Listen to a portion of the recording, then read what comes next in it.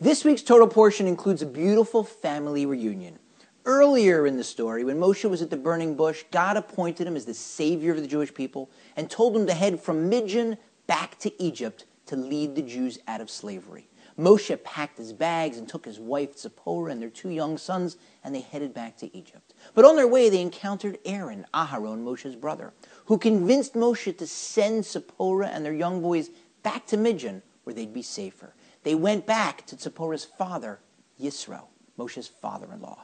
And now it's time for the big reunion. It's after the Exodus, so Yisro takes his daughter Zipporah, Moshe's wife, and their 2 young sons back to meet Moshe. And Moshe greets his family. He gives tremendous honor to Yisro, his father-in-law. He tells Yisro about how God punished the Egyptians and the wonderful miracles that he did in freeing the Jews. And the Torah tells us that Yisro rejoiced. After all, he was converting to Judaism. But the Torah uses a strange word to describe his rejoicing, vayichad. The Talmud tells us that that word is meant to hint to us that Yisro experienced stinging sensations in his flesh, goosebumps. His flesh was crawling. Why? Because it pained him to hear about the punishment that was visited on the Egyptians, his former countrymen.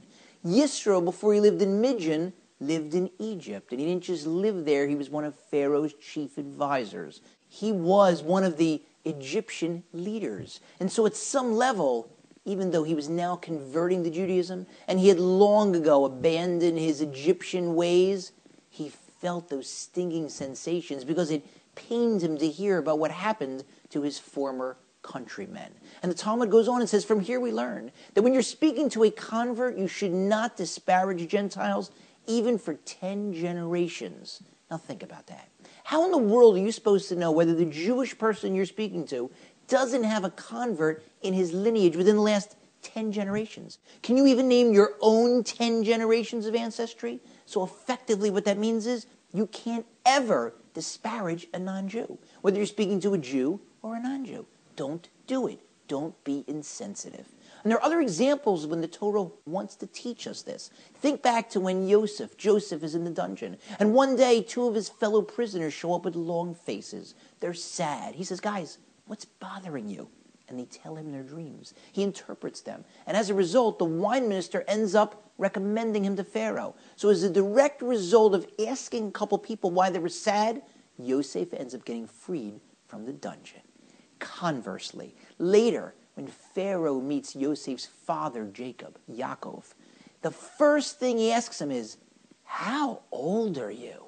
Now, granted, Yaakov was 130 years old at the time. He probably looked pretty elderly, but who would be insensitive enough to ask an elderly person that question, let alone upon meeting them for the first time? But that was the difference between the sensitive Yosef and the insensitive Pharaoh. I have a friend who's very tall.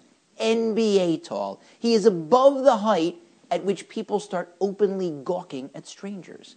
And he told me once that this happens to him all the time. He'll be in a public setting, an airport, a dinner, a concert hall, and a total stranger will walk up to him and say, oh my goodness, you are so tall. And he'll smile, and the person will say, no, really, you are incredibly tall.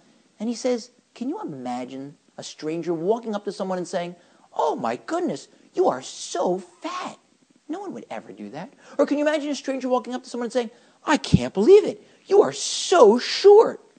No one would do that. He says, so why do people assume that just because I'm tall, I want to be told that by strangers? Maybe I'm sensitive about my height. Maybe I'm self-conscious about it. Maybe I don't want to hear that. So the next time you're in a social setting, and there's any chance that the story or joke you want to tell, or the comment you want to make, or the question you want to ask may offend the person to whom you're speaking, just swallow it. You'll be better off. You'll be a better person for it.